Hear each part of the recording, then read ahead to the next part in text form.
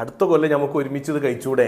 നിങ്ങൾ എന്തിനാണ് അള്ളാന്റെ ഹബീബിനോട് ഇങ്ങനെ, ഈ ഉമ്മത്ത് ഹബീബിനോട് ഒരു ആത്മബന്ധം ഉണ്ടായിക്കോട്ടെ, എന്തിനെങ്ങനെ അസഹിഷ്ണുത കാണിക്കണത്?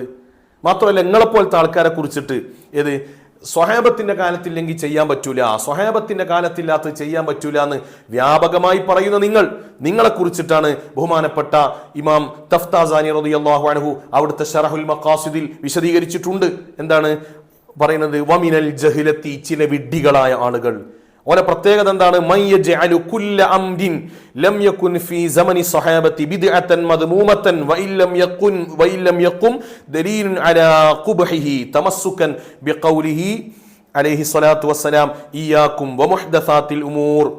പുതിയതൊന്നും പറ്റൂല എന്ന് റസൂൽ പറഞ്ഞിരിക്കുന്നു എന്ന ഒരൊറ്റ ആ ഹദീസിന്റെ വാക്ക് മാത്രം എടുത്തിട്ട് സ്വഹാബത്തിന്റെ കാലത്ത് ഇല്ലാത്തതൊക്കെ തള്ളപ്പെടേണ്ടതാണെന്ന് പറഞ്ഞ് ബിദ്അത്തുൻ മദ്മൂമത്താണ് എന്ന് പറഞ്ഞിട്ട് വിഡ്ഢികൾ ഇവിടെ രംഗത്തുണ്ട്.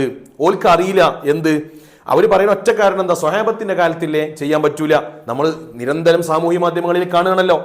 എന്നാൽ വേറെ തെളിവുകളൊന്നും ഓൽക്ക് അതിനെതിരെ പറയാനില്ല. സ്വഹാബത്തിന്റെ കാലത്തില്ലാത്തതുകൊണ്ട് ഞങ്ങൾ ചെയ്യൂല. അങ്ങനെ പറയുന്ന ആളുകൾ വിഡ്ഢികളാണ്. എന്നിട്ട് പറയാണ് അതുകൊണ്ടുള്ള ഉദ്ദേശം വലാ യഅലമൂന, അവർക്ക് അറിയൂല, അന്നൽ മുറാദ ബിദാലിക ഹുവ അൻ യുജഅല ഫിദ്ദീനി മാ ലൈസ മിൻഹു, അത് ശരീഅത്തിന് വിരുദ്ധമായത് ചെയ്യാൻ പറ്റൂല എന്നാണ് പറഞ്ഞതിന്റെ അർത്ഥം. ഇസ്ലാമിന്റെ പ്രമാണങ്ങൾക്ക് വിരുദ്ധമായത് പറ്റൂല എന്നാണ് പറഞ്ഞതിന്റെ അർത്ഥം. അല്ലാതെ പുതിയതൊന്നും പറ്റൂല എന്നല്ല. ഇമാമുമാര് വിശദീകരിക്കുകയാണ്.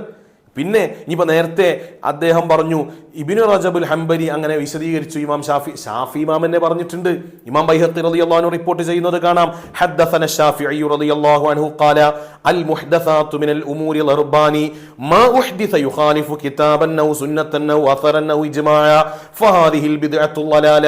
ഖുർആനിനോട്, സുന്നത്തിനോട്, ഇജ്മാഇനോട്, അസറിനോടൊക്കെ എതിരായി വന്നാലാണ് അത് തള്ളപ്പെടേണ്ടത്. എന്നാൽ മാ ഉഹ്ദിസ മിനൽ ഖൈരി ലാ ഖിലാഫ ഫീഹി ലിവാഹിദിൻ മിൻ ഹാദാ, ഇതിനോടൊന്നും എതിരാകാതെ വന്നതോ അത് വഹാദിഹി മുഹ്ദസത്തുൻ ഗൈറു മദ്മൂമ, അത് തള്ളപ്പെടേണ്ടതല്ല എന്ന് ഷാഫി ഇമാം എന്നെ പറഞ്ഞിട്ടുണ്ട്. കാര്യങ്ങൾ വ്യക്തമായില്ലേ? അൽഹംദുലില്ലാ. ഇങ്ങനെ തന്നെ നിങ്ങൾ പ്രസംഗിക്കേണ്ടത്. ഒരേ വേദിയിൽ വെച്ചിട്ടാണ് ഒരാൾ പറയുന്നത് എല്ലാതും വിദേഹത്താണെന്ന്, അതിന്റെ ശേഷം വന്ന പ്രഭാഷകൻ പറയുന്നത് എല്ലാതും വിദേഹത്തല്ല, 2 വിദേഹത്തുണ്ട്. ഇതെന്താ സംഭവം? സംഗതി കുടുങ്ങിയതാണ്. ചോദ്യം വന്നപ്പോൾ കുടുങ്ങിയതാണ്. അപ്പൊ പിന്നെ ഇതല്ലാതെ മാർഗമല്ല അല്ലെ? പുതിയതായിട്ട് വന്നതൊക്കെ തള്ളപ്പെടേണ്ടതാണെന്ന് പറഞ്ഞാൽ നിങ്ങൾ ചെയ്യുന്ന പല കാര്യങ്ങളുണ്ടല്ലോ, എന്താ ചെയ്യാന്ന് ചോദിച്ച് അപ്പൊ പിന്നെ ആലോചിക്കുകയാണ്, അത് ശരിയാണല്ലോ, ഇതിപ്പോൾ ആൾക്കാരുടെ ഇടയിൽ നമ്മൾ വഷളാകുകയാണല്ലോ. അതുകൊണ്ട് പുതിയ എന്തെങ്കിലുമൊക്കെ ഒരു അസുര തട്ടിപ്പടച്ചുണ്ടാക്കിയിട്ട് അവർ ചെയ്യുന്നതിന് എന്തുണ്ടാക്കുക, വഴി ഉണ്ടാക്കുക.